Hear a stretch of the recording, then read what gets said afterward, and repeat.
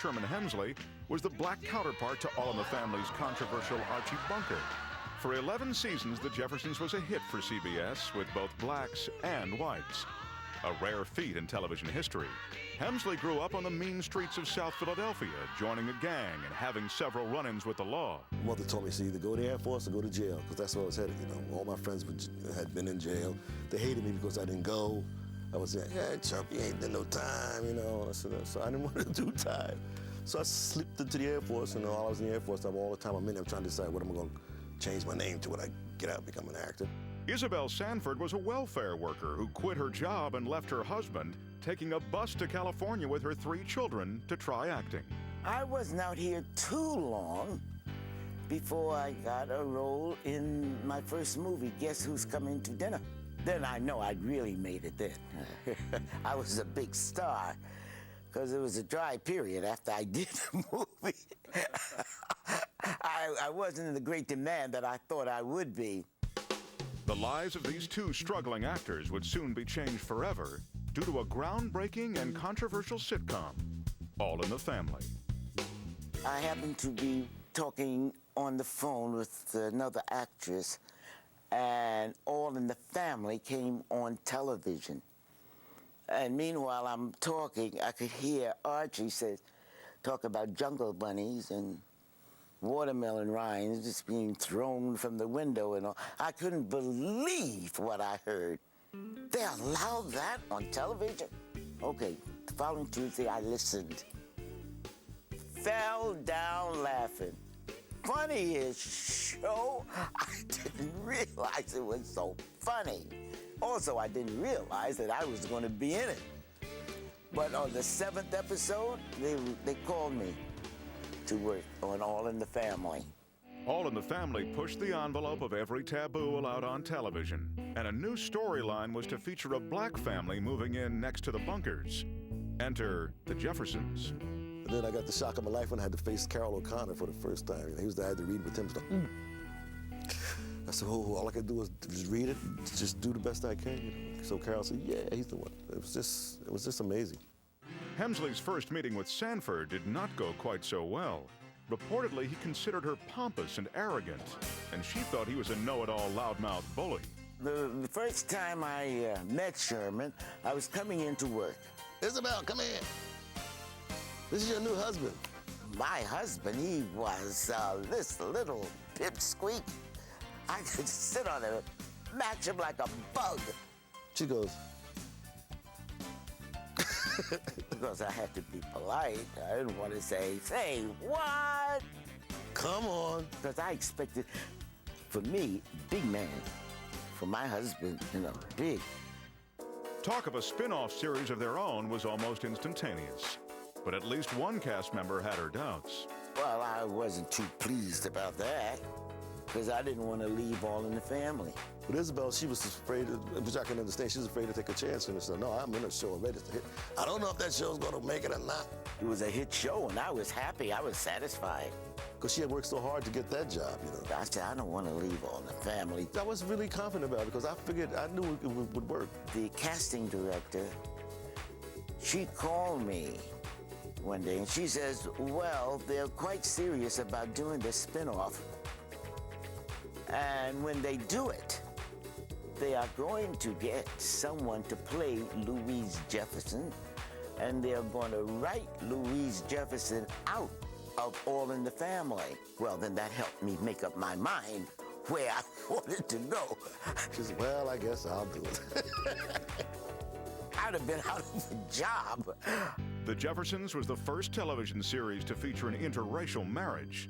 Not only were they an interracial couple, but they displayed an intimacy that made the network nervous. According to TV Guide, some CBS executives feared it would lead to riots. Well, we had, I think, the most spectacular introduction of our interracial couple was the kiss that we had. The Jeffersons director said that when a studio vice president got word of the kiss, he went berserk.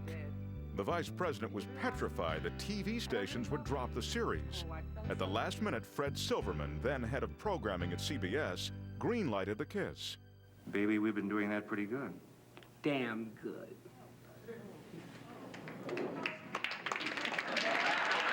Well, I know people oohs and ahs.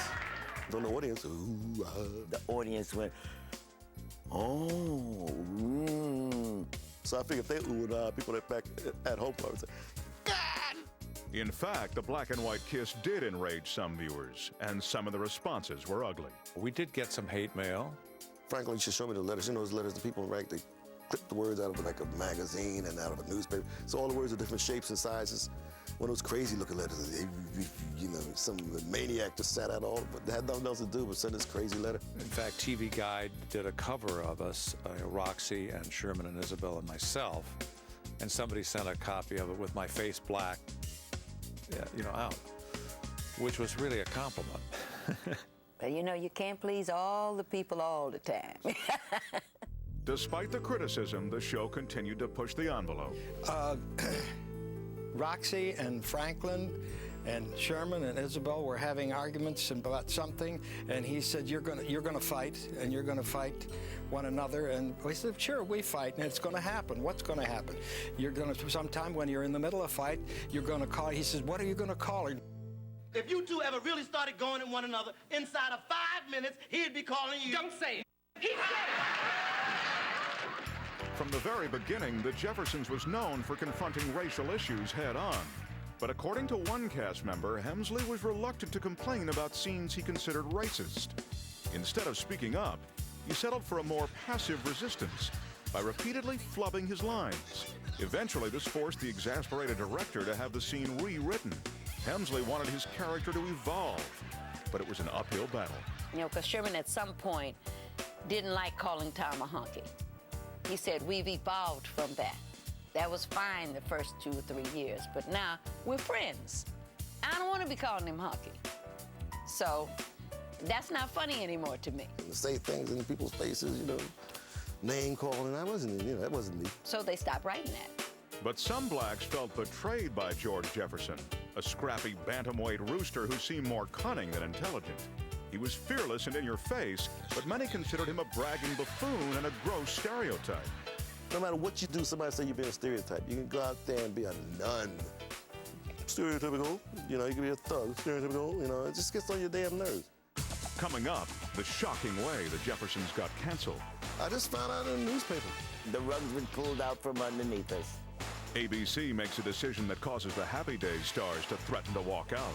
Fred Silverman wanted to change the name of the show to Fonzie's Happy Days. And Henry Winkler tells of outrageous fan behavior. Some woman just pulled down her dress to show me her God-given gift. All when the truth behind the sitcoms returns. By the rocks, right there. I get really scared they'd follow me down the hallway. Did it just move towards me? I don't sleep in my room anymore because I hear footsteps. I see walking dead souls. When I first saw her, I woke up with my back burning. There was 4 scratches across my back. Watch it! The Psychic Kids Marathon starts Saturday at 8, only on Barrow. True story. Sometimes the tool with the most power isn't a power tool at all. The Craftsman Cross-Force Wrench, uniquely designed to deliver greater torque with every turn. Craftsman, trust in your hands. I went into one of those dollar stores the other day to buy a pencil, and guess how much it cost? $2. Not no math whiz, but it seems to me the money doesn't go as far as it used to. With Denny's new 2, 4, 6, 8 value menu, you can get 16 different meals for $2, $4, $6, and $8. So $2 could get you a biscuit with gravy and an egg, or a pencil. For $4, you can get an everyday value slam and one of those rubber gnomes that go on top of the pencil. Choice is clear, unless you're really into gnomes and pencils, and then saving money is the least of your problems. Thank you, and good morning. Stop throwing your hard-earned cash in the trash. The all-new Food Saver vacuum packaging system with Smart Seal technology could save you $2,700 a year. Don't waste food with ordinary zipper bags and plastic wrap. The Food Saver system takes air out and keeps it out, eliminating freezer burn. You can buy in economical bulk sizes, knowing the extras stay fresh up to 5 times longer. With its new upright design and hands-free operation, it has never been easier to keep your food fresh. The Food Saver system, available wherever small kitchen appliances are sold. When you're depressed, what matters to you? Nothing. You don't enjoy things the way you used to. You're sad. You have no energy. Maybe you feel guilty or anxious. Changes in weight, sleep, and appetite, and the aches and pains. Cymbalta can help. Cymbalta is a prescription medication that treats many symptoms of depression. Tell your doctor right away if your depression worsens, you have unusual changes in behavior, or thoughts of suicide. Antidepressants can increase these in children, teens, and young adults. Cymbalta is not approved for children under 18. People taking MAOIs or thyroidazine or with uncontrolled glaucoma should not take Cymbalta. Taking it with NSAID pain relievers, aspirin, or blood thinners may increase bleeding risk. Severe liver problems, some fatal, were reported. Signs include abdominal pain and yellowing of the skin or eyes. Talk with your doctor about your medicines, including those for migraine, or if you have high fever, confusion, and stiff muscles, to address a possible life-threatening condition. Tell your doctor about alcohol use, liver disease, and before you reduce or stop taking Cymbalta. Dizziness or fainting may occur upon standing. Side effects include nausea, dry mouth, and constipation. Ask your doctor about Cymbalta. Depression hurts. Cymbalta can help. Weren't expecting that? Well, how about this? Drivers who switched from Geico to Allstate saved an average of $473 a year. See how much you could save. Call or click today for a free quote or to find an Allstate agent. Audiences love the Jeffersons, but the co-stars believe that CBS did little to support the show. In its 11 years on the air, the network changed the show's time slot 15 times, making it tough for the audience to find the show. Do I feel the network was supporting the show and helping the show? Like when the show was #1, we didn't get the recognition as being a #1 show. It's like, oh yeah, 60 Minutes is #2, no, Jeffersons is #1 again. And you know, like any other show would be like, yeah, boom, and then we couldn't understand it. Honey, I haven't got a clue. If you have one, please tell me what it is. I haven't got a clue why we didn't get recognition. We got it from the people, and we don't get it today, except from the people. A tabloid reported that Hemsley was in a bitter feud with Sanford because at one point she was getting $25,000 per episode, $10,000 more than he was making, and he was the bigger star. But by 1982, Hemsley had negotiated a better deal. According to TV Guide, $60,000 an episode. The Jeffersons had made Sherman Hemsley and Isabel Sanford a considerable fortune. But in 1987, Hemsley invested in a film that bombed at the box office. This would eventually lead Hemsley to file for bankruptcy just last year. Hemsley sued the film distributor for hiding profits and was awarded close to $2 million. But this was a settlement that he will probably never be able to collect, since the film distributor has also filed for bankruptcy. The Jeffersons' co-stars have also had to fight for their piece of the pie, a fight fueled by resentment, jealousy, and greed. We weren't getting paid all that much, you know. When you start talking money, that's when everything goes. Just to give you an example, after 7 years on the Jeffersons, we found out that the kids on Different Strokes were making more money than we were. Everybody gets funny when they get a little money. So, guess who went into the office? I did, with my little group, you know, Roxy and Marla. And we did get a raise.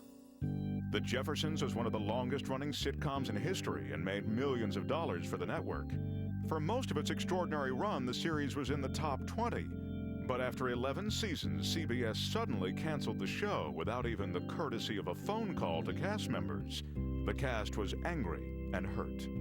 Yeah, it was a shock, definitely a shock, because everything was going fine. I mean, we left, see you next season, and then, boom. I didn't know I was canceled until my cousin called me from New York and said, I understand the Jeffersons has been canceled. I said, who told you that? He said, it's in the trades. In the trades? We are canceled? I just found out in the newspaper.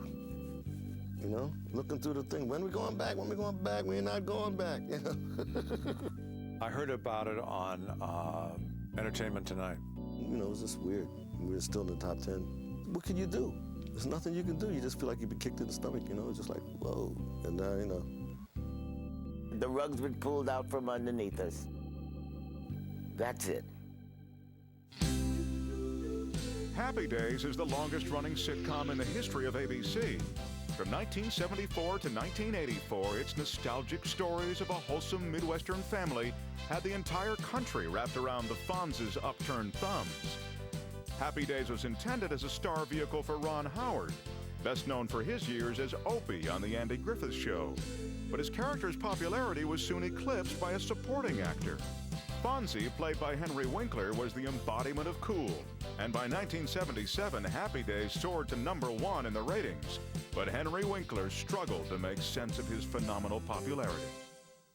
I would sit in my apartment, and I would sign 5,000 photographs at one time. Now, I did it because people wrote me, and so I wrote them back. But I also did it to stay in one place, to assimilate what was happening. What happened in terms of the change to your life based on becoming a celebrity probably happened to Henry more than anybody, and in such an explosive way. At one point, they were considering, Fred Silverman wanted to change the name of the show to Fonzie's Happy Days. Up next, Ron Howard talks about being overshadowed by Henry Winkler. Everyone expected me to, I don't know what, throw a tantrum or quit. Fonzie's popularity goes dangerously out of control. About 800 guys started following him into the John, and the cops had to come and pull him out. All when the truth behind the sitcoms returns.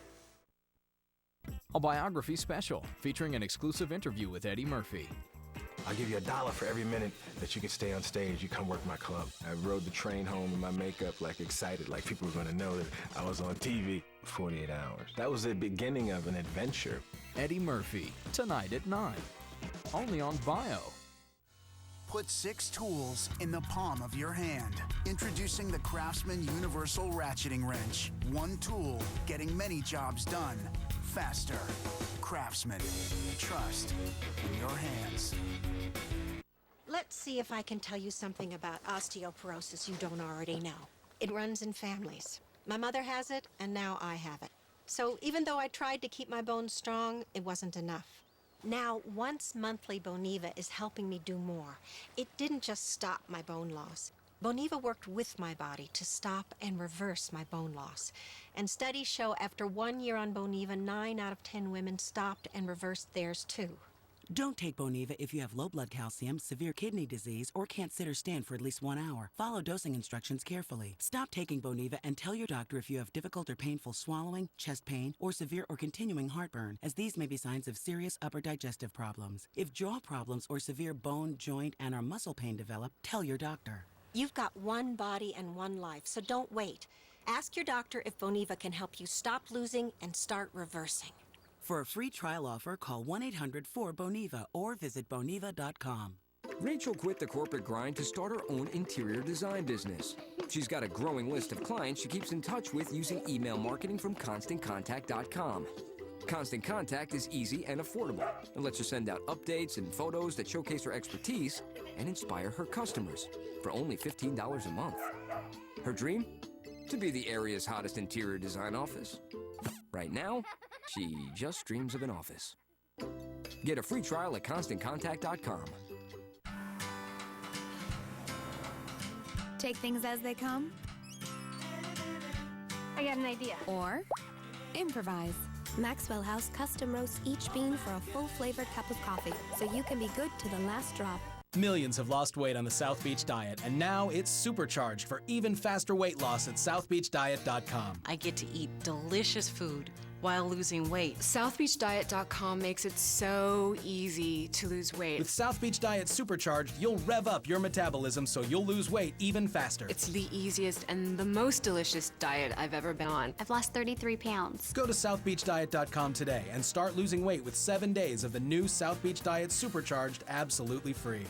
Tommy's a really good kid. My Tommy would never even think about trying alcohol. Isn't that right, sweetie? Real kids are curious about alcohol. 40% tried by the 8th grade. Talk early, talk often, get others involved. Fresh, minty, ready. Minty. So what do you think? Fresh. For a fresh breath feeling that lasts up to 5 times longer, there's new Scope Outlast. Henry Winkler's enormous popularity on Happy Days prompted the network to consider changing the show's name to Fonzie's Happy Days. That idea was quickly dropped when Ron Howard, Henry Winkler, and Gary Marshall, the show's executive producer, threatened to quit if the change was made. But for Winkler, who had started out at $1,000 a week, the show's name wasn't the point. His life would forever change. Stardom is a totally unnatural way to live. It is an unnatural state to be in. Henry became, as huge as you can possibly imagine. Some people rip your clothes. Some people just want to touch you. Some people want you to touch them. Some people want to kiss you. In the Superdome, I'll never forget, he went to the John one during the course of the evening, and about 800 guys started following him into the John, and the cops had to come and pull him out. Some woman just pulled down her dress to show me her God-given gift. Ron Howard was actually the one that was the real mature person, because he could have said no. In his contract, he could have said, no, I'm top dog. Everyone expected me to, I don't know what, throw a tantrum or quit or something. It was a situation where a character evolved. A very good actor named Henry Winkler came along in a situation where he was able to create this phenomena. Not everybody in the country found the rebellious Fonzie so endearing. Well, the very first show, they took it off the air in Dallas after the first commercial, because there was a scene in the very first show where Fonzie shows Richie how to take off a girl's bra, and they used a radiator in the John as the lady, and they flipped in Dallas. Scott Baio, a tough Brooklyn street kid with a winning smile, joined the cast in the 4th season. From his very first appearance on the show, Scott was anointed TV's newest teen heartthrob. Erin Moran, who played Joni Cunningham, quickly became Scott's biggest fan. The two were soon embroiled in a passionate but troubled romance that jeopardized the show's success. My relationship with Erin, I guess, was just, it's a train wreck waiting to happen is really what that was. It just had to happen. I mean, we were there every day, and, it's just inevitable. Listen, they're teenagers, and they're working together. Everybody saw it coming. I'm sure, I don't think they wanted it to happen, and and I can understand why. And you could tell that sometimes there were little tiffs between them that they brought on the set with them, which we had to tell them to, put that aside. Eager to capitalize on their overwhelming popularity, Baio and Williams were poised to sing their way to even greater riches and fame. A record company said, "Do you want to make a record?" Yeah, what the hell? I'll make a record, sure. And I went in the studio, and I attempted to sing. I thought if I could sing on the show,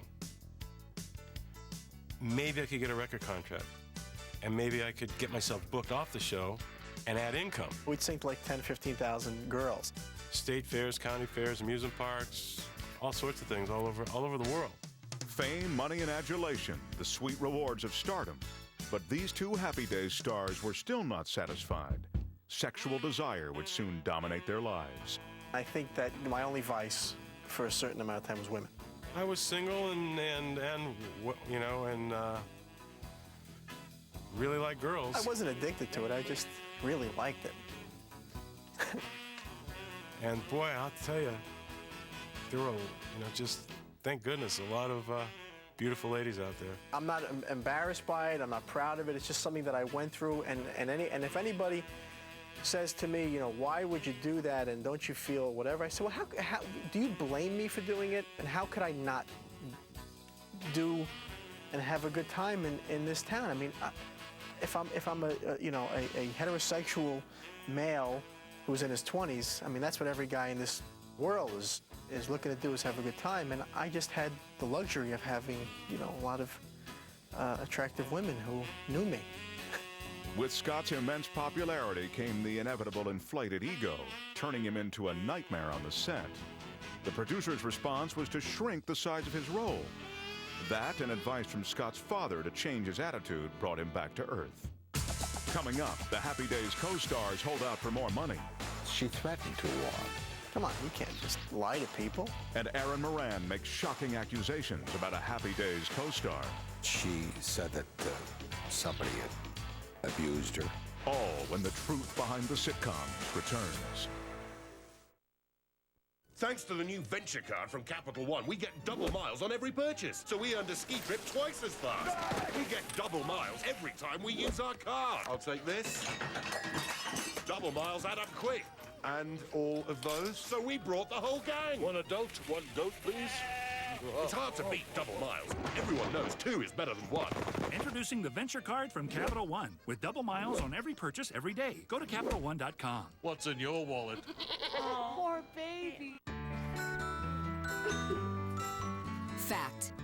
Everyday surfaces can harbor allergens like dust mite debris, pollen particles, and pet dander, which can trigger allergic reactions. Now, Lysol is approved to control allergens on surfaces to help protect your family. Lysol disinfecting wipes remove 90% of allergens, and Lysol disinfectant spray kills the source of mold allergens. Control allergens and kill germs with Lysol, the #1 pediatrician recommended brand. Is your computer running slowly? Does it take more than 3 seconds for your email to load? Are you frustrated with error messages, blue screens, computer freezes, and crashes?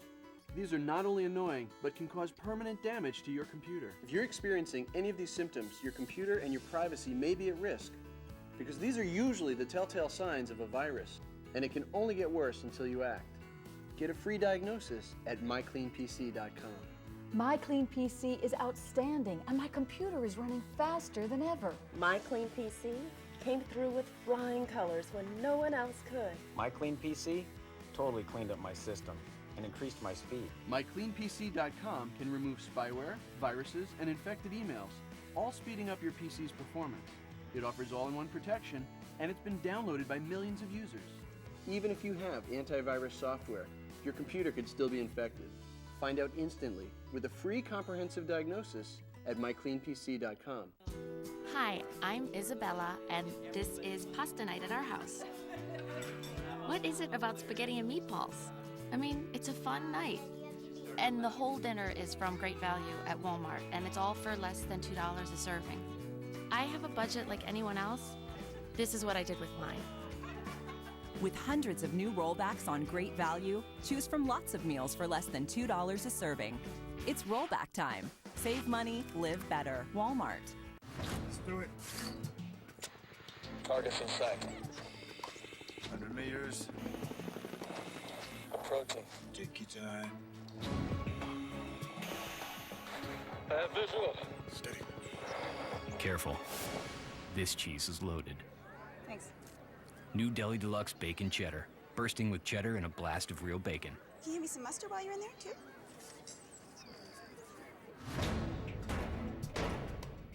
I looked over, and he's coming toward me. I was terrified.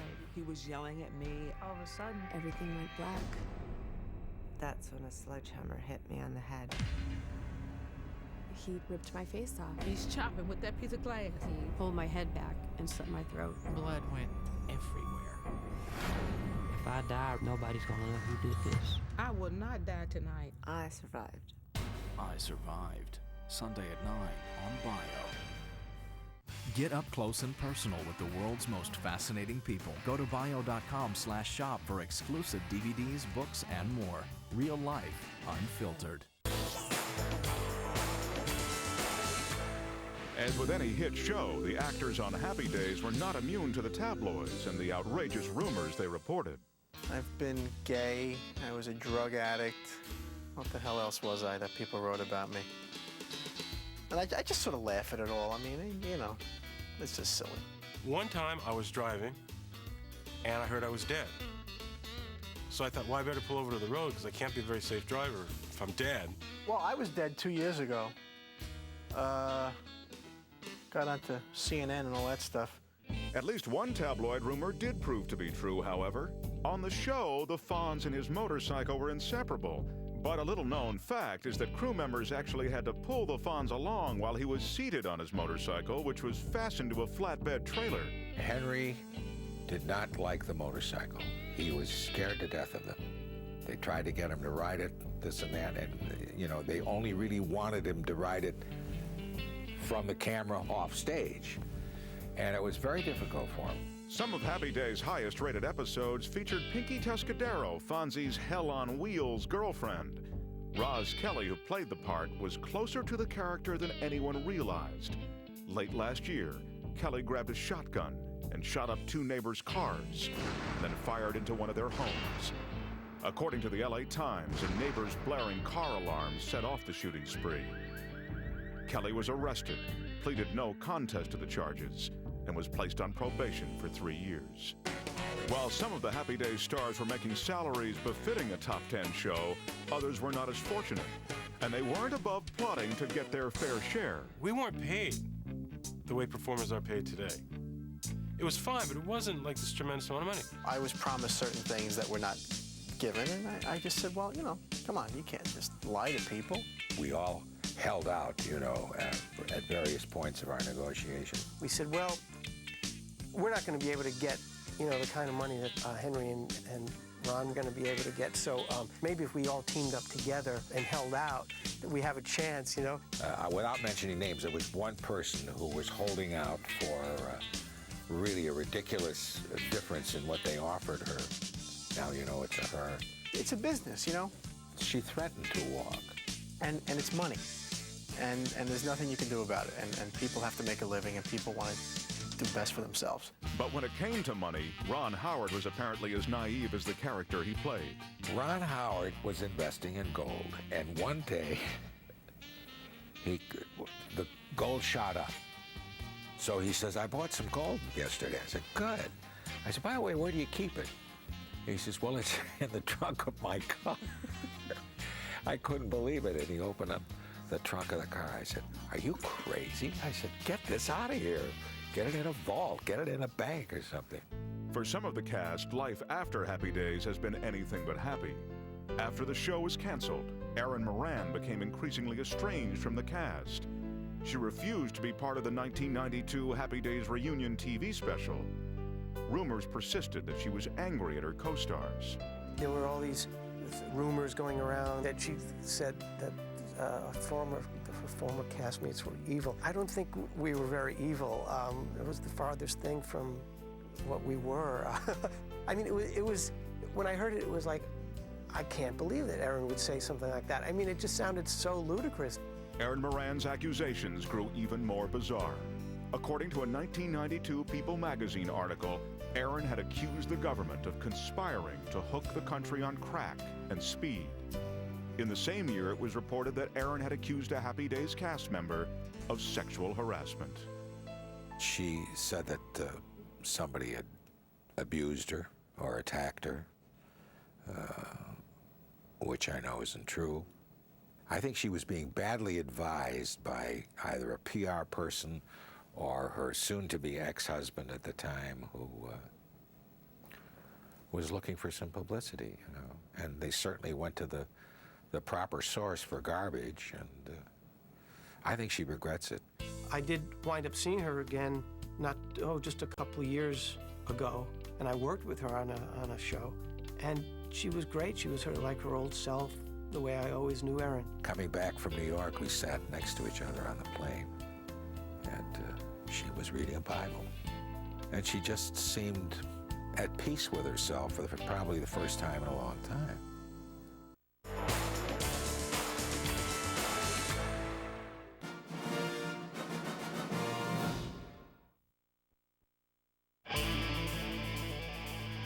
Ever since she soared to stardom in the 70s sitcom One Day at a Time, Valerie Bertinelli's squeaky clean image and cherubic face have made her the darling of television audiences all across America. Little girls who watched her on that show just absolutely loved her and wanted to be her. She was just effervescent and impossible not to like.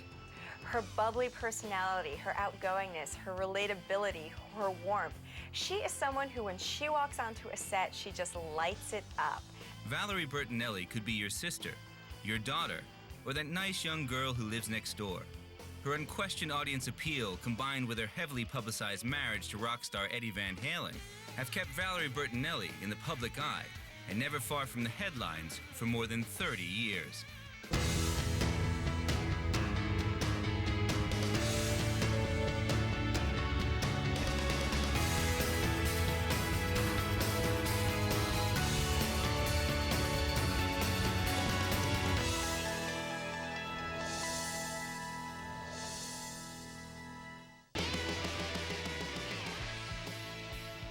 For 3 decades, Valerie Bertinelli's girl next door face had been a staple fixture on American television. In the 1970s, we watched her grow up as the fresh-faced Barbara Cooper on the hit series One Day at a Time. She was the Hollywood dream girl, sweet, young, innocent, and a star of one of the most popular sitcoms on television. Then one day in August 1980, she rocked the world of entertainment and stunned Hollywood when she announced that she was dating rock and roll icon Eddie Van Halen. Oh my God, Valerie Bertinelli and Eddie Van Halen. Yeah, I mean, you just couldn't see that one coming 10 miles away. I mean, this was like the ultimate good girl and the ultimate bad boy being thrown together. She was every parent's dream. He was every mother's nightmare.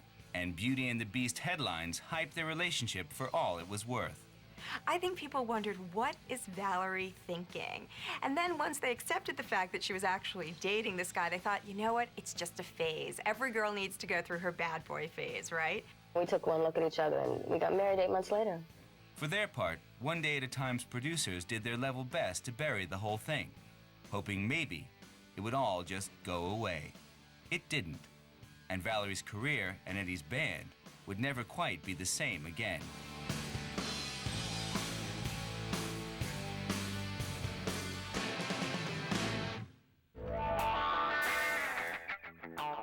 Valerie was born on April 23, 1960, in Wilmington, Delaware. Her father, Andy, worked as an executive for auto giants General Motors. The family had to move wherever and whenever his job required.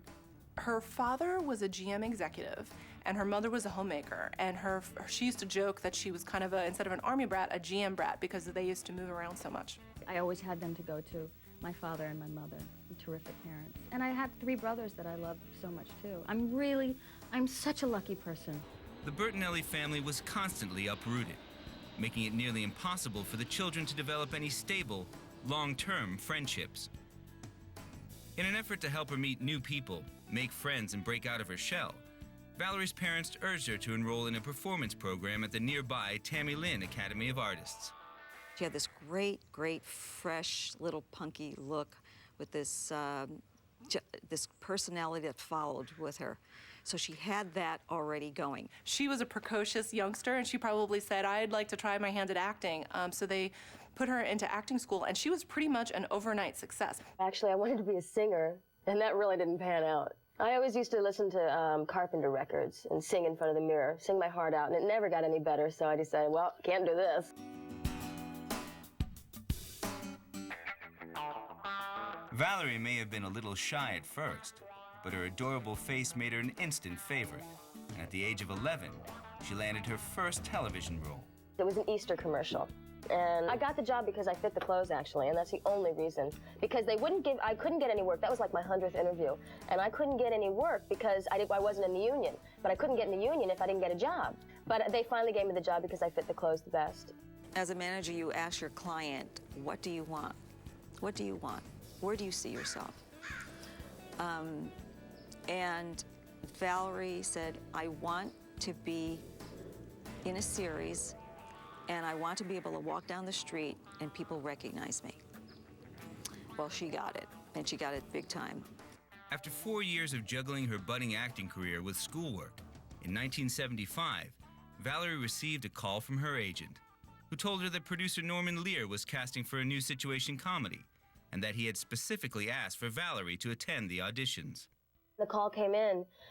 Jane Murray, who was then the casting director for Norman Lear, saw my picture in the Academy Players Directory, and she called me in with about 100 other different girls. The show, to be called All About Us, revolved around a recently divorced, slightly neurotic mother and her 2 teenage daughters. Norman Lear probably saw, an all-American girl, a little bit sexy, but, more wholesome, but with a little bit of mischief there, too. Sort of like your kid sister, who could take a ribbon but could also dish it out, the all-American girl. It was sort of a clean slate, and I think that's what attracted Norman Lear to Valerie and put her in that show and in that role. As I recall, Valerie walked in, and she was my daughter Maggie. She just looked. She carried herself, had a look, facially, personality-wise.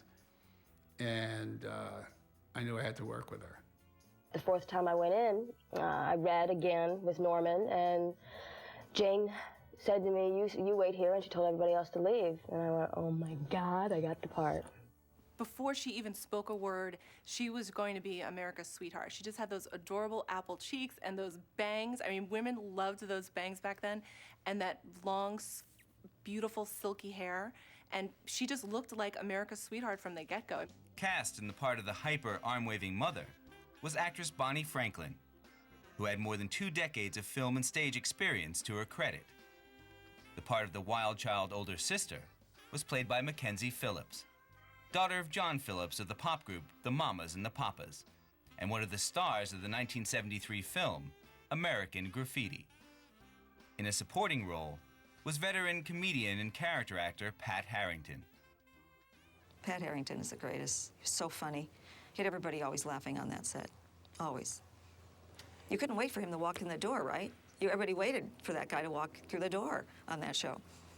It was very much a trademark Norman Lear effort, you know, I mean, where he would always make it kind of comedic drama, where he would deal with feminism and, you know, pregnancy and abortion and, you know, drugs and premarital sex and all of the hot-button issues of the time, but do it while making you laugh.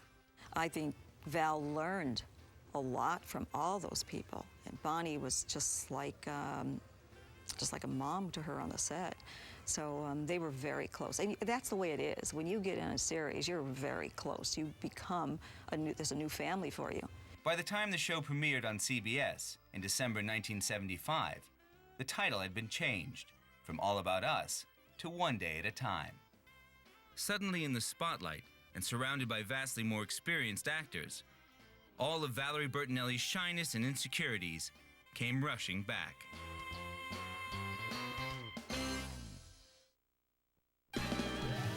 New Ken Morley multi-motion washer. How does that work? Hit it! See, other machines only go in circles. This Ken Morley has multi-motions for custom clean. It scrubs to help lift stains, rolls to wash gently, swings, steps, and tumbles.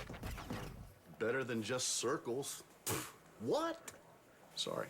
Introducing the first and only multi-motion washer from Kenmore. Get 50% off all Kenmore wall ovens. Thank you for making Sears Energy Star Partner of the Year. Sears, life well spent. New Pure Fitness from Crystal Light. The first fitness drink with no artificial sweeteners, flavors, or preservatives. New Pure Fitness from Crystal Light. A pure way to water your body. Pick a city, then get a 4-star hotel at a 2-star price from Hotwire.com. When 4-star hotels have unsold rooms, they use Hotwire to fill them, so you get them at ridiculously low prices. HOTWIRE, Hotwire.com. Ever feel like there's too much month and not enough money?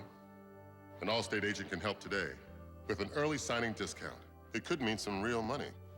If you think switching now isn't worth the hassle, how about this? Your Allstate agent will help you with the details, the paperwork, and of course, the discounts.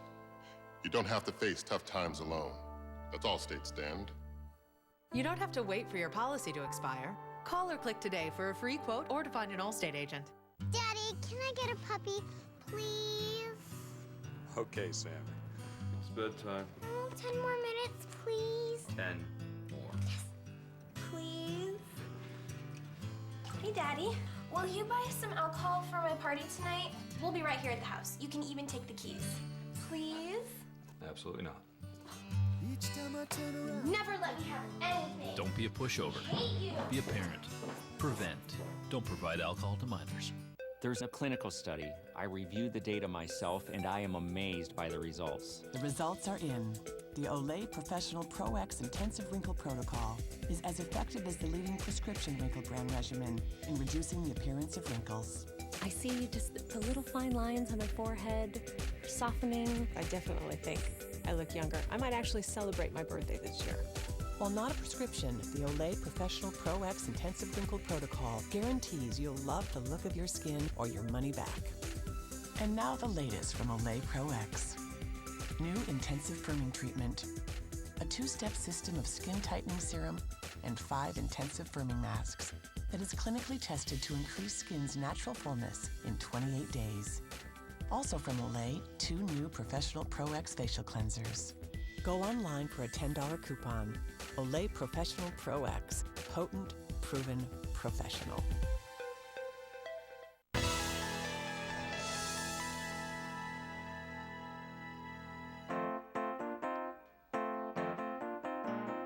Valerie Bertinelli shot from obscurity to instant fame in 1975 as one of the main characters in the hit television family comedy, One Day at a Time. Only 15 years old, she had to work doubly hard just to keep up with the other more experienced cast members on the show. She was easily the youngest in the group, and she, with great deference to the older actress, she was the daughter in the family. I was in the audience when we shot the pilot, and just seeing her up there with her, I was sitting with her family, we had tears in our eyes. We were all crying because we were just so excited for her and just so excited to have made it to that. I'm sure that it was difficult to cast Valerie only from the sense that she was so new and unproven and unknown. But, you know, so they no doubt had to go to bat to get her and, you know, to fight a little bit just because usually they like to go for a name when they can. But she overcame that, you know, and she had to do it with her charisma and, you know, and talent. If you're an unknown, they don't just cast you in a show if you're, you know, a little bit cute and wholesome. You have to have a lot going. It has to be the whole package. And, you know, she seemed to have the whole package going from day one.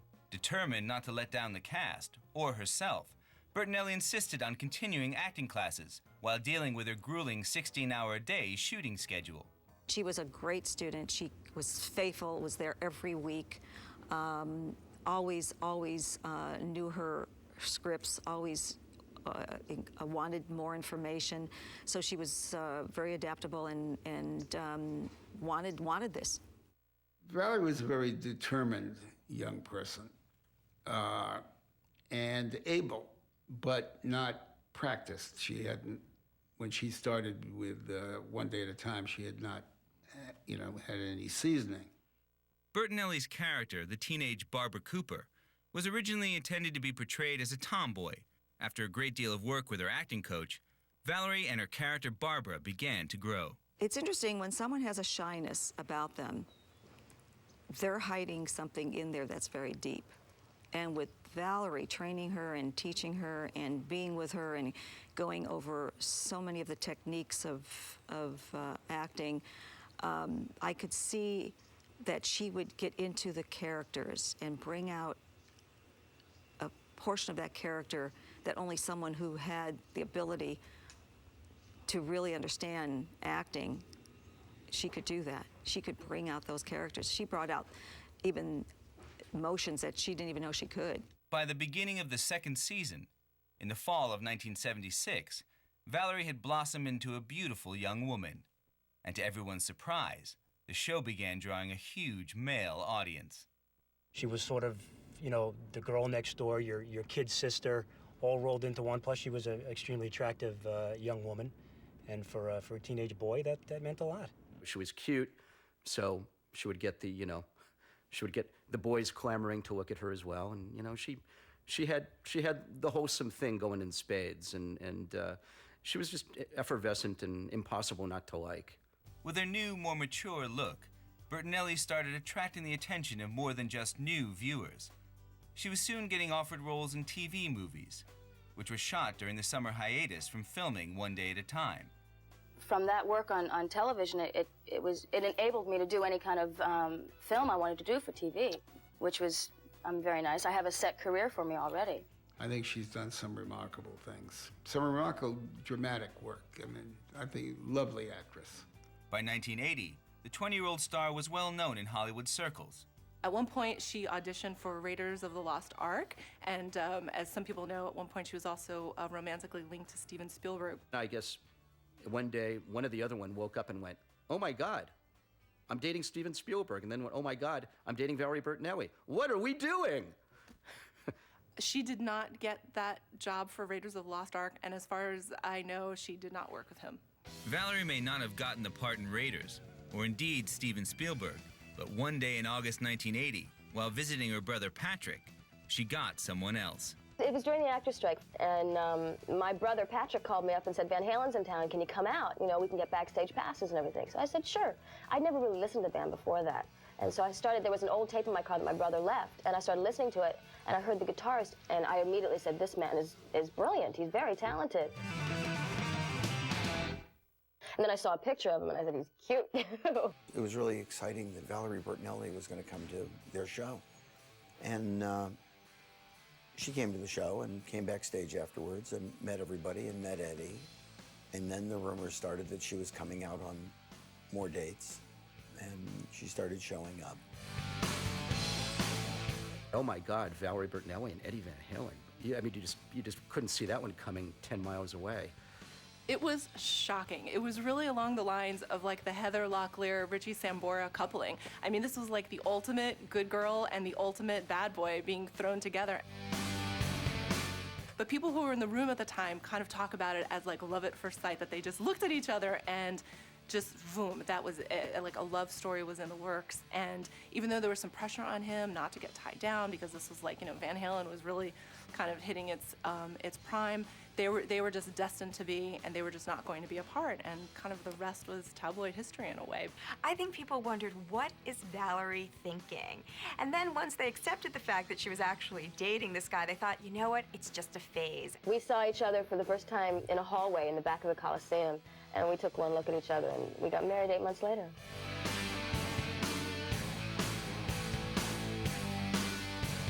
From that moment on, the pretty-faced starlet and the notorious rocker were virtually inseparable. Opposites do attract, I guess, and it really worked for them. And she probably chiseled out some of his rough edges, and he probably did the same with her, and making her a little more daring and dynamic. They actually look alike. They look like brother and sister, if you remember, in those days. They would go out into all kinds of events, or they really had a similarity to them. In April 1981, only 8 months after the pair met and 2 weeks before Valerie's 21st birthday, Valerie Bertinelli and Eddie Van Halen were married. I think Valerie's marriage to Eddie Van Halen shocked a lot of people. I wouldn't even say surprised. I think shock is a better word. People have this image, and that's what happens when you're on TV. You have this, especially with Valerie, who had a very wholesome image, marrying the raunchy rock and roll star. It was like suddenly this whole different side to her of like, wow, maybe there's a little bit of a wildcat beneath that demeanor. Valerie Bertinelli was at the height of her career on One Day at a Time. However, her marriage to bad boy Eddie Van Halen was now getting all the headlines. Was her new, edgier image about to open new doors? Or was her love for the rocker about to ruin everything that she had worked for? A biography special featuring an exclusive interview with Eddie Murphy. I'll give you $1 for every minute that you can stay on stage. You come work my club. I rode the train home in my makeup, like excited, like people were gonna know that I was on TV. 48 hours. That was the beginning of an adventure. Eddie Murphy, tonight at 9. Only on Bio. By the rocks, right there. I get really scared. They'd follow me down the hallway. When I first saw her, I woke up with my back burning. There was 4 scratches across my back. The Psychic Kids Marathon starts Saturday at 8, only on Bio. True story. I remember dating and one after the other that was just unsuccessful. And I had a friend say, look, this eHarmony thing, it works. You should try it. It gave me hope because I'm like, you know what? It's not the method that I've been using. It's something new. It's something different. eHarmony provides that way to meet somebody you're compatible with. When you're with the right person, you're like, wow, this is exciting. Feel the difference of being matched based on 29 dimensions of compatibility. And now review those matches free at eHarmony.com. I like to do all these fun things with my friends, even with an overactive bladder. I don't always let the worry my pipes might leak compromise what I like to do. I take care with Vesicare because I have better places to visit than just the bathroom. Once daily Vesicare can help control your bladder muscle and is proven to reduce frequent sudden urges and leaks day and night. If you have certain stomach or glaucoma problems or trouble emptying your bladder, do not take Vesicare. Tell your doctor right away if you have a serious allergic reaction, severe abdominal pain, or become constipated for 3 or more days. Vesicare may cause blurred vision, so use caution while driving or doing unsafe tasks. Common side effects are dry mouth, constipation, and indigestion. You have better things to join than always a line for the bathroom. So pipe up and ask your doctor today about taking care with Vesicare. A guy named his own price wants a room tonight for $65.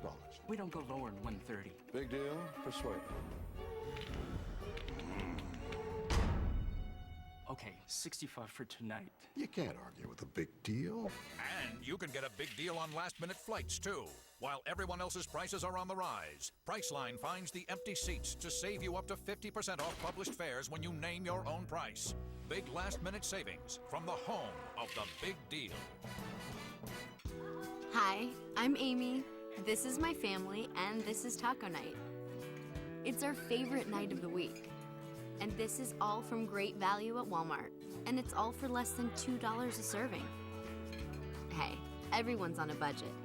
It's what you do with it that matters. With hundreds of new rollbacks on great value, choose from lots of meals for less than $2 a serving. It's rollback time. Save money, live better. Walmart.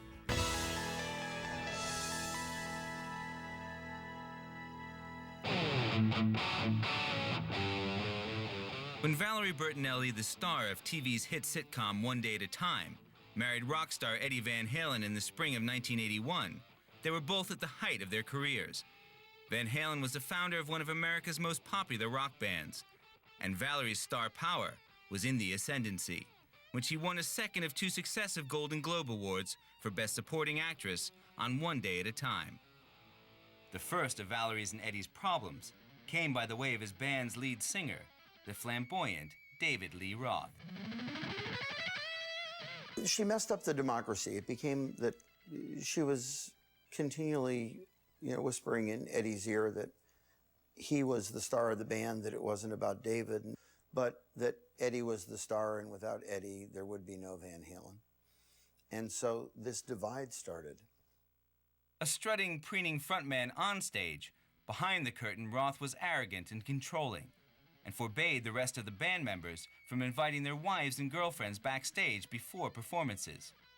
To avoid arguing with Roth, Valerie and Eddie shared stolen moments on their own. Alone and isolated from the rest of the group, Eddie was beginning to have second thoughts about Valerie. Eddie buzzed me, and he came up to and he said, "Can I come up and hang out?" And we ended up sitting up all night and just talking about how the tour had gone and how the record was doing and just life. And around 4 or 5 in the morning, it devolved into this discussion that he felt he had made this terrible mistake and that he never should have married Valerie, and that it was going to ruin the band and it was going to ruin his life because they were just different. And it was really, I said, "Is it really that bad?" And he said, "Yeah, it's really that bad." Adding to Valerie's personal problems, the mood on the One Day at a Time set began to deteriorate dramatically when cast member Mackenzie Phillips became addicted to cocaine. It was bad times at that time. And I just felt so sorry for Mackenzie, what she was going through, because she just didn't have the strength. She had a bohemian kind of upbringing with her, rock and roll family, and she enjoyed the drugs a little bit too much. I wasn't with her through a lot of it. Some of it happened during the show, and I was with her, and I always supported her. I was really naive about a lot of things then. Once Phillips' drug problems hit the press and her work started suffering, she was fired. Mackenzie Phillips' drug issues had an interesting impact on Valerie Bertinelli. I think she, probably learned, don't want to go down that path, and probably had a reverse role model almost effect. Because I think she really did look up to Mackenzie in the beginning, as the big sister on the show, and probably a big sister in her life a bit. With Mackenzie Phillips gone, Valerie had to step it up a notch, because now more of the plots were focused on Barbara with her sister out of the picture. And she did a great job and didn't complain about the additional workload. And I think this really matured Val a lot because she really had to take on that show, even though they brought in a few other characters in there.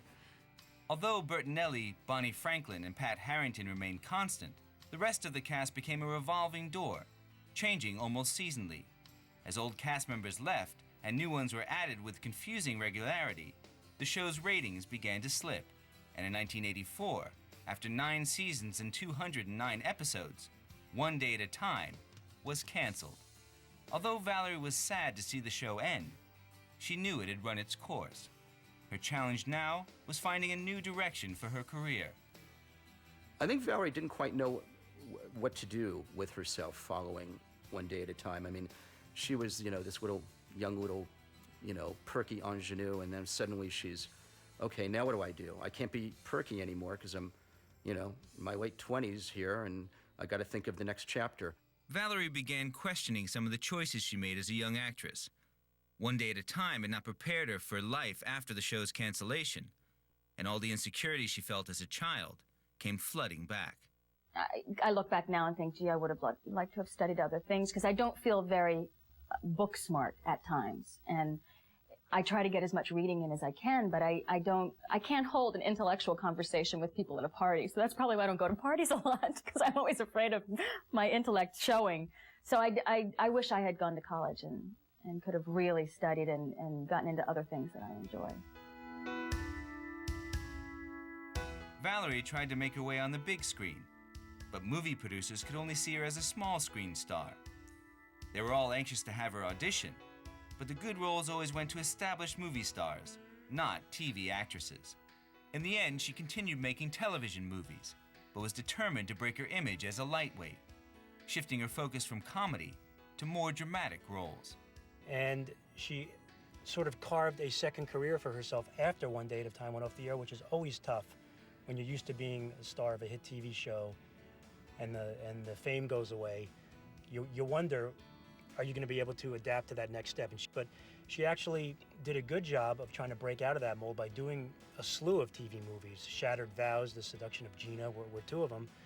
Then she did a string of really bad ones, Women in Jeopardy, the usual, oh my God, peril, men are horrible, look what they're doing to me movies. I think she just saw this kind of role as being perfectly suited to who she was as an actress. She is so likable that she knew that as a woman in peril, the fans were really going to be rooting for her.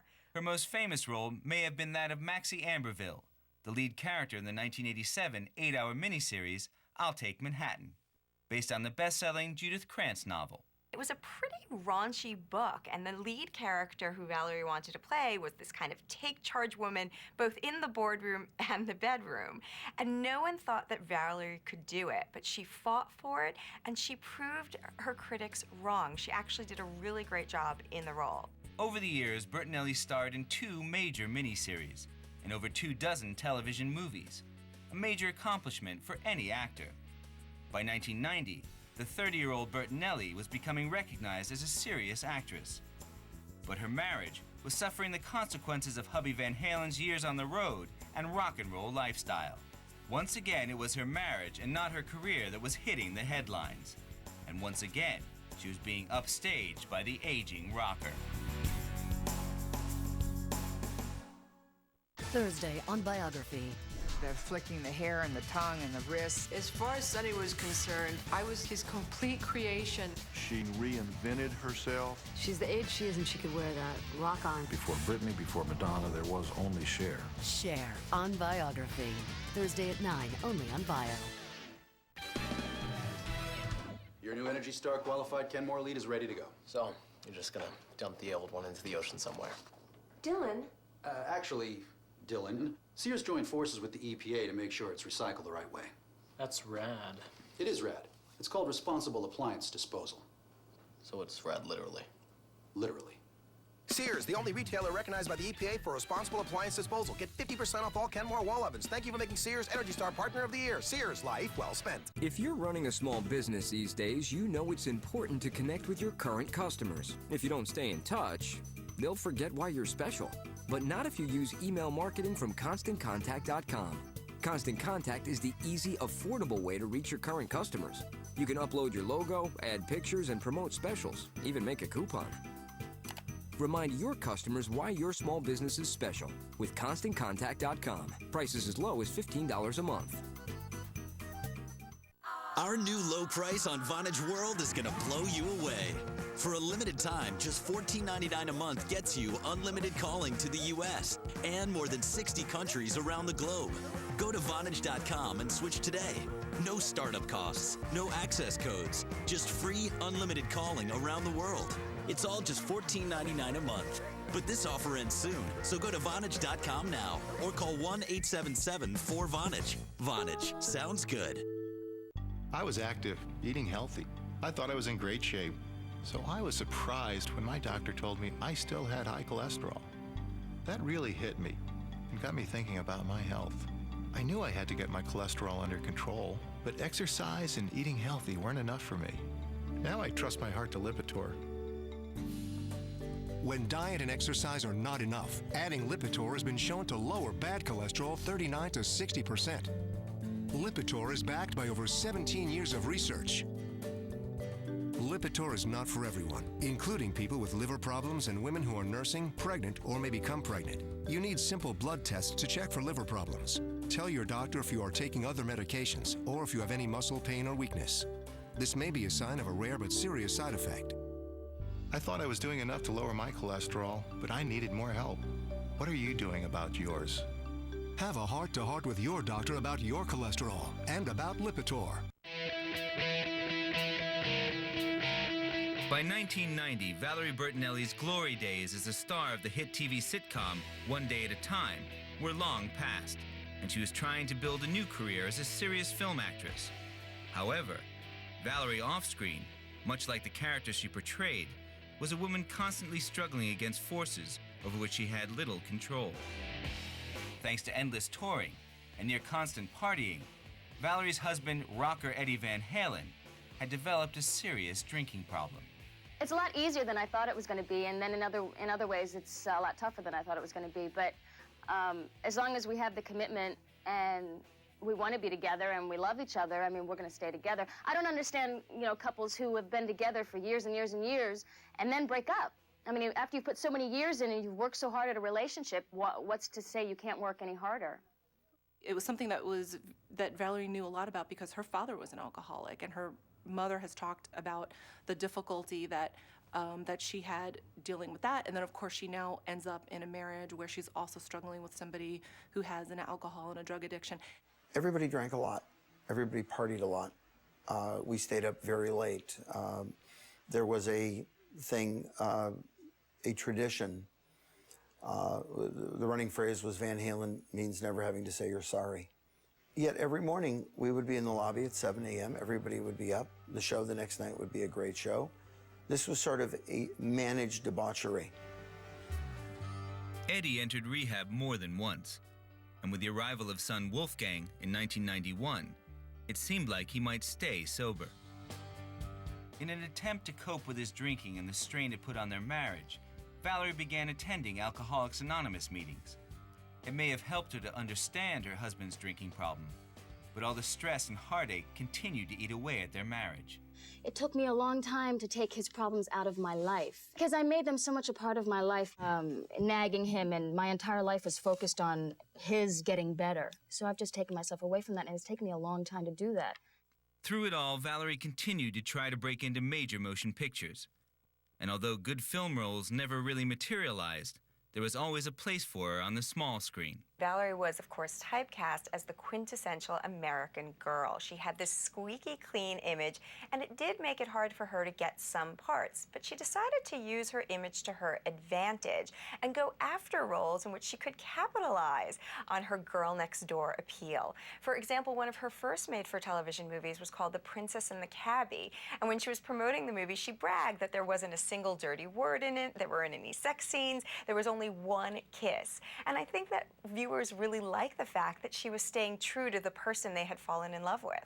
Valerie, while she was keeping busy, had a couple of more TV series. They didn't quite work out as well as One Day at a Time did, but she was working and managing to balance work and a home life and all the troubles with Eddie that went along with that. He was on tour a lot, so he wasn't around. Maybe that helped keep the marriage together. She also found work when she appeared alongside pre-Friends Matthew Perry in the sitcom Sydney. I don't have any flaws. What are my flaws? I don't have time to go into this now. I'll ask me later. I'll make you a list. A list? Don't get that? I know who it is. Criticized for its weak writing and soft storylines, Sydney was canceled in its first season.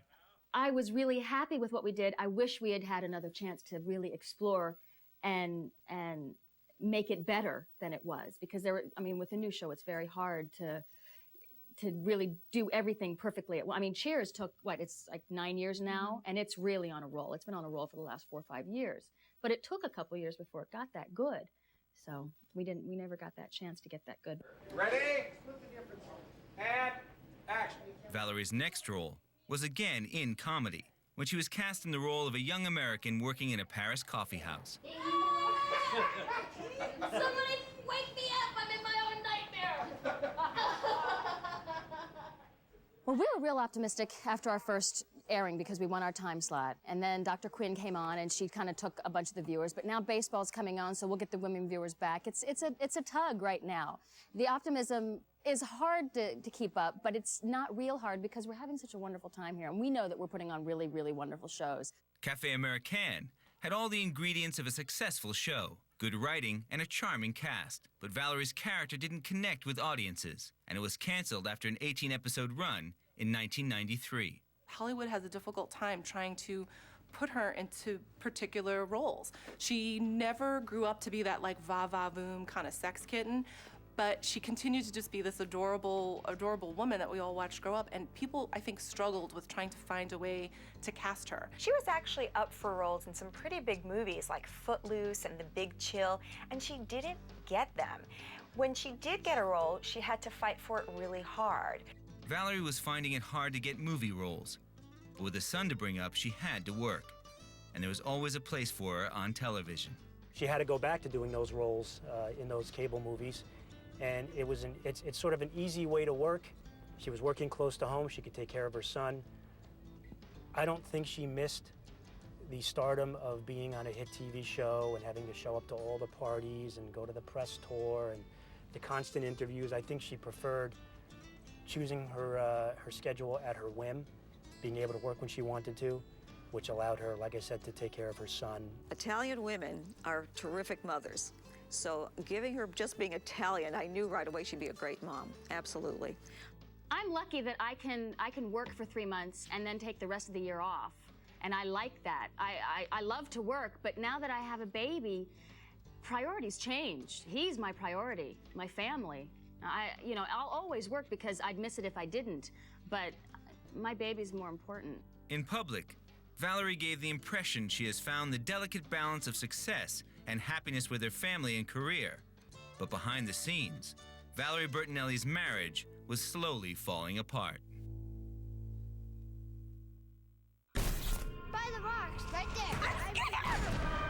I get really scared. They'd follow me down the hallway. When I first saw her, I woke up with my back burning. There was 4 scratches across my back. The Psychic Kids Marathon starts Saturday at 8, only on Bravo. True story.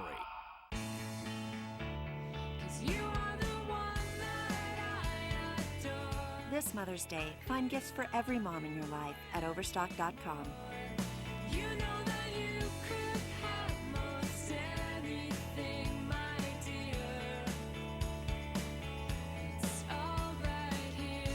Show Mom you care. And your entire order ships for just $2.95. Overstock.com, endearingly low prices.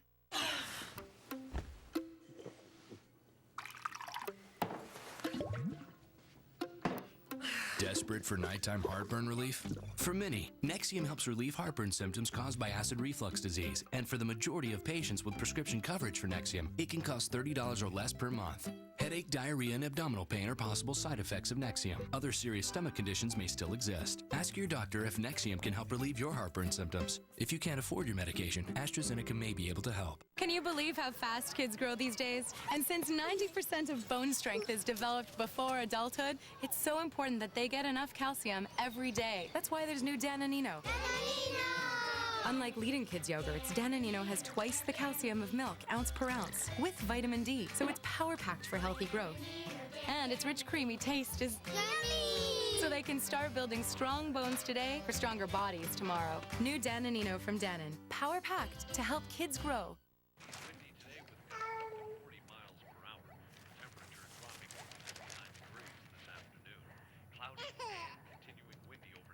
What's that? That's last night's dinner. Hate lingering odors? Febreze Air Effects actually eliminates odors caused by bacteria and leaves a light, fresh scent. Febreze, it's a breath of fresh air. Fresh, minty, ready. Oh, minty. So what do you think? Fresh. For a fresh breath feeling that lasts up to 5 times longer, there's new Scope Outlast.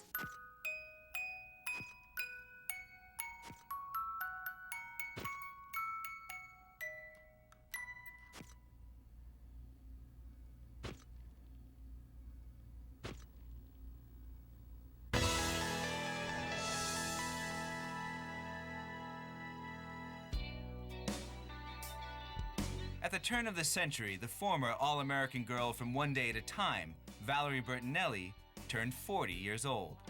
She had settled into a routine of taking care of her son Wolfgang, acting in made-for-television movies, and dealing with her husband Eddie Van Halen's ongoing battle with substance abuse.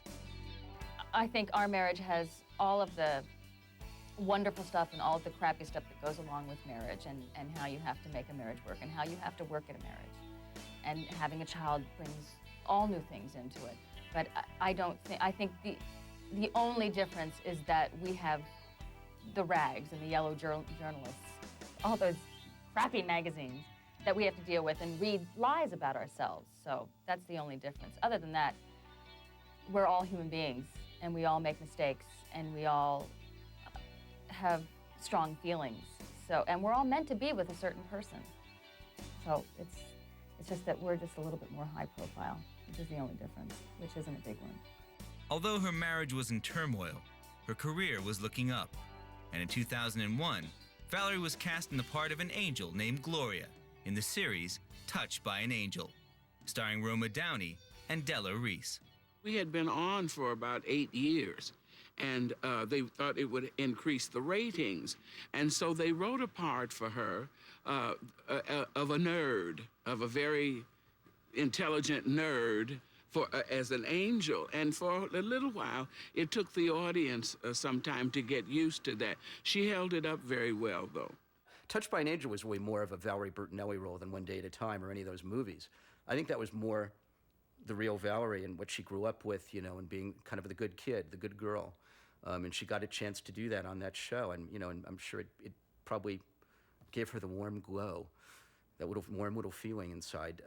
It was good. It really reacquainted her to the public. Fans loved her portrayal of Gloria, and she remained a constant character in the show, appearing in 59 episodes in 3 seasons. I had a lot of respect for her. She came into a show that had already been on for 7 or 8 years, and she had to find a place for her to be. She did that with great calm and graciousness. She picked up what they gave her to use to do. And at that time, she was going through quite a few things in her life that needed a great deal of attention, but she was a trooper.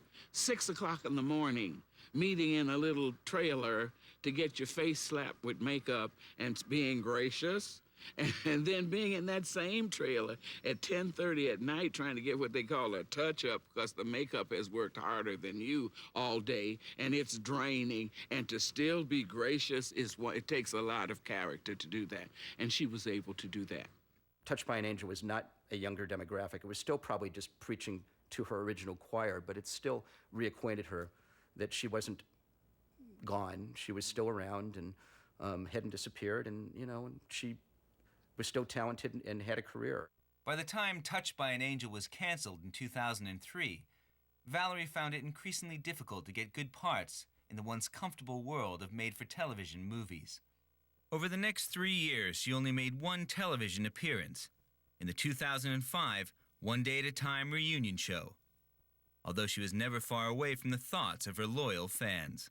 She was voted woman we'd most like to see fight for her life in a weekly TV movie because people loved her as that kind of conflicted character, somebody who was trying to do good but was somehow thrown into circumstances that was really requiring her to either fight for her life or really kind of dig deep and make the right moral decision in a particular circumstance. Moral decisions were the order of the day. Valerie's career was on a downward spiral, and her attempts to save her marriage were going in the same direction. Eddie's drinking, I think, became more of a manifestation of his unhappiness as opposed to partying. I don't think he was drinking to party. He was drinking to, insulate himself. And he changed. He became a lot darker. Her husband's on-again, off-again drinking problem and his long months on tour with his band Van Halen frequently left her solely responsible for the care of their son, Wolf. I think Eddie was incredibly loyal. He was very much in love with her, but I think he felt constrained. In 1999, she also helped Eddie through hip replacement surgery, necessitated by a degenerative condition. The same year, a lump on his tongue was diagnosed as malignant. Valerie was there every step of the way, supporting him, encouraging him to get help. But their marriage just kept facing one challenge after another. And kind of one of the last straws was after Eddie was diagnosed with tongue cancer and went through treatment, he took up smoking again. And Valerie just kind of lost it. She couldn't understand how he could continue to self-destruct even after having his life on the line. By 2002, Eddie Van Halen's recurring cycles of self-abuse had put more strain on his marriage than even the long-suffering Valerie could endure.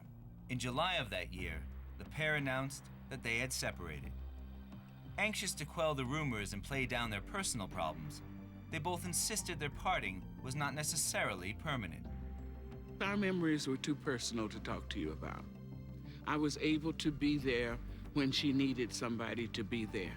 And she told me in confidence, I accepted it that way, and it will remain that way. In December 2005, Valerie Bertinelli filed for divorce, citing grounds of irreconcilable differences. They stuck it out for over 20 years, and by all accounts, it was a real positive, good, solid marriage. But, his demons, Eddie's demons, undid things with his alcoholism and probably womanizing. There's only so much a woman's going to take, and she'd had her fill. At 45 years old, Valerie Bertinelli, once America's favorite teenager and the star of more than 24 television movies, was both alone and unemployed. If I found out I was becoming a hermit, and I wouldn't go out, I wouldn't do things, I didn't want to go out, I didn't want people to see me, and I don't want to be a hermit for the rest of my life. I have a whole other life to live. These feelings of isolation had manifested themselves as an eating disorder. Like millions of people, when Valerie felt lonely, she turned to food for comfort. Yes, she did put on weight. Even when she put on weight, she still looked good. I mean, she still had that face, and she still had the youthful look. But yeah, now she's coming back from the disaster of obesity. Whether it's been in my head or in reality, it's always been there. Because there's been times where I've been a perfectly normal weight, and I think I'm fat. We always have that fat voice in our heads, which is stupid. But that's, once again, something about society and how you grow up. And I was told I was chubby and chunky when I was 13, so I've believed that my whole life. Always a dedicated mother, the biggest question facing Valerie was not how to raise her son without a husband. It was what she was going to do about her career that had all but come to a halt. Can you believe how fast kids grow these days? And since 90% of bone strength is developed before adulthood, it's so important that they get enough calcium every day. That's why there's new Danonino. Unlike leading kids' yogurts, Danonino has twice the calcium of milk, ounce per ounce, with vitamin D, so it's power-packed for healthy growth. And its rich, creamy taste is yummy! So they can start building strong bones today for stronger bodies tomorrow. New Danonino from Danon, power-packed to help kids grow. Hi, I'm Amy. This is my family, and this is taco night. It's our favorite night of the week. And this is all from great value at Walmart. And it's all for less than $2 a serving. Hey, everyone's on a budget. It's what you do with it that matters. With hundreds of new rollbacks on great value, choose from lots of meals for less than $2 a serving. It's rollback time. Save money, live better. Walmart. Welcome to the world of Laveza, where nature meets science. If you have high cholesterol, high blood pressure, or diabetes, you may also have very high triglycerides, too much fat in the blood. It's a serious medical condition. Laveza, along with diet, effectively lowers very high triglycerides in adults, but has not been shown to prevent heart attacks or strokes. Laveza starts with omega-3 fish oil that's then purified and concentrated. It's the only omega-3 medication that's FDA approved. You can't get it at a health food store. Laveza isn't right for everyone. Tell your doctor if you're allergic to fish, have other medical conditions, and about any medications you're taking, especially those that may increase risk of bleeding. Blood tests are needed before and during treatment. In some, LDL or bad cholesterol may increase. Possible side effects include burping, infection, flu-like symptoms, upset stomach, and change in sense of taste. Ask your doctor about Laveza, the prescription that starts in the sea. Welcome to the modern world, people. Woolite isn't just for your delicates, it's for all your clothes. With Woolite Complete, you can wash everything from jeans to tees because it has the right balance of care and cleaning. And say goodbye to fading, shrinking, and stretching. After all, a lady never reveals the true age of her clothes. Woolite Complete cleans and cares for all your clothes. Don't take a chance. Trust Woolite. A biography special featuring an exclusive interview with Eddie Murphy. You had no clue that we were poor or anything. Nobody else had no money, so we thought it was all good. I'll give you $1 for every minute that you can stay on stage. You come work my club. I rode the train home in my makeup, like excited, like people were gonna know that I was on TV. I have fond memories of 48 Hours. That was the beginning of an adventure. I'm nothing like any of the characters that you see on screen. Eddie Murphy, tonight at 9.